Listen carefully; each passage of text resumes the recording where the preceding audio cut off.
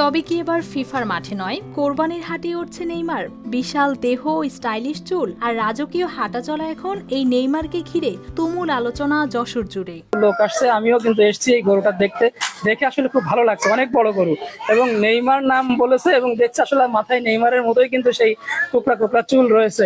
নাম তার নেইমার, মাথার সামনের বিশেষ চুলের স্টাইলটা অনেকটা ব্রাজিল তারকা ফুটবলার নেইমারের মতো হওয়াতেই এমন নাম রাখা হয়েছে শার্টটির। নেইমার রাখা হলো ব্রাজিলের নেইমার। আমার ছেলের খুব পছন্দ, তা এর মাথায় দেখেন নেইমারের মতন চুল, এই জন্যই একে নেইমার রাখছে। যশোরের অভয়নগর উপজেলার ডাঙ্গামশিহাটি নিরঞ্জন পাড়ের এই ফ্লেক ভি জাতের শার্টটির উচ্চতা প্রায় 5 ফুট 6 ইঞ্চি, ওজন প্রায় 1300 কেজি। কোরবানির বাজারে এর দাম হাঁকা হচ্ছে 12 লাখ টাকা। কার কাছে শিখলা? এই যে রাধুনী রেডিমিক্স গরুর মাংসের মশলা। গরু রান্নায় গুরু হওয়া কোনো ব্যাপারই না। এ ফ্রি একদম ঘুরে বেড়াচ্ছে।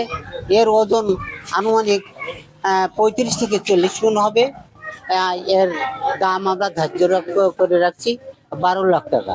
3 বছর ধরে আদর যত্নে বড় করা হয়েছে নেইমারকে। বিশাল আকৃতির হলেও স্বভাবে বেশ শান্ত, তাই অনেক সময় দড়ি ছাড়াই খামারের আশপাশে ঘুরে বেড়াতে দেখা যায় তাকে। ওকে তো আমি লালন পালন করি আজ 3 বছর ধরে। আমাদের গোয়ালি আছে, খুব শান্তশিষ্ট গরু, ওকে সবাই ভালোবাসে, ওকে সবাই ভালোবেসে ওর নাম দিয়েছে, গোপাল বলে ডাকে, আবার কেউ কেউ নেইমারও বলে।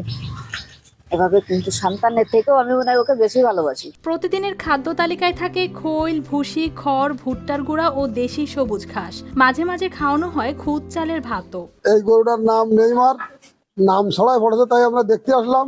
এসে দেখলাম গরুটা খুব ভালো লাগেছে। গরুটার শিং নেই, হেভি মোটা তাজা, যশোর জেলার ভিতরে বড় গরু এটি।